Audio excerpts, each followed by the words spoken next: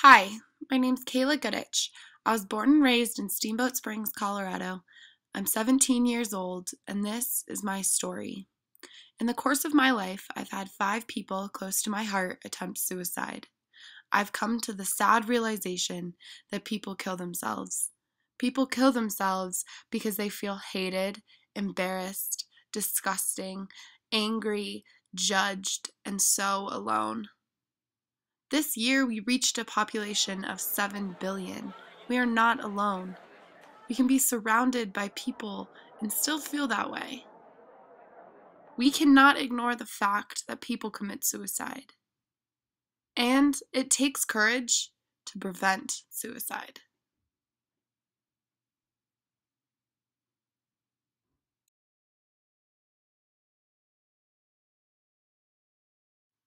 The summer going into my sophomore year of high school, I became extremely close to a friend of mine. We did everything together. She was my best friend. She knew everything about me, and I knew everything about her. The closer we got, the more I started to learn about what made her hurt. She told me how she felt like she disappointed her parents, her friends, and herself, how she wasn't the girl she wanted to be, how she felt alone and lost. I acted like I could help her. I constantly gave her advice along the lines of, "It will get better." The closer we got, the sadder she seemed. Every night we'd talk on the phone, and by the end of the conversation, I always thought that I was helping.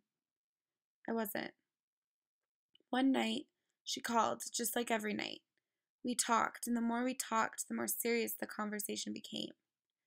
This time she sounded different. She said things like, "I want to go to sleep and never wake up. No one would notice if I was gone. I can't keep disappointing people. I will never be happy. There is no point to tomorrow." I was so worried that she was thinking about killing herself, but I didn't want to ask. So I just listened. And I listened. But eventually I had to work up the courage, and her response is something I'll never forget. She told me about the mixture of pain medication she had taken, so much that her heart rhythm changed and her lungs were collapsing within her chest. I heard her voice slowly wither away. I heard my best friend start to die, which led me to make the hardest decision of my life. I called her mom, and she rushed her to the emergency room. I was convinced that she was never going to forgive me.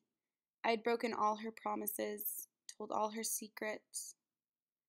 I waited 2 in the morning with her mom in the waiting room.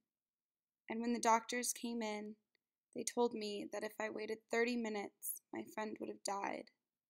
30 more minutes of everything will be okay. 30 minutes of it'll get better, and I would have lost my friend forever. When it came time for me to see her, I couldn't find any of the right words to say. And with surprise, she told me, "I love you. You saved my life." There's a happy ending to my story, and that is that my friend is alive. She went to college. She learned new things, met new people, fell in love, traveled the world. 30 minutes would have taken that all away from her. I hope you take away 2 things from my story.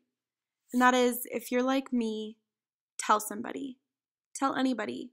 And if they don't do anything, tell another person. Your friend is reaching out to you because they want help and they want you to do something about it.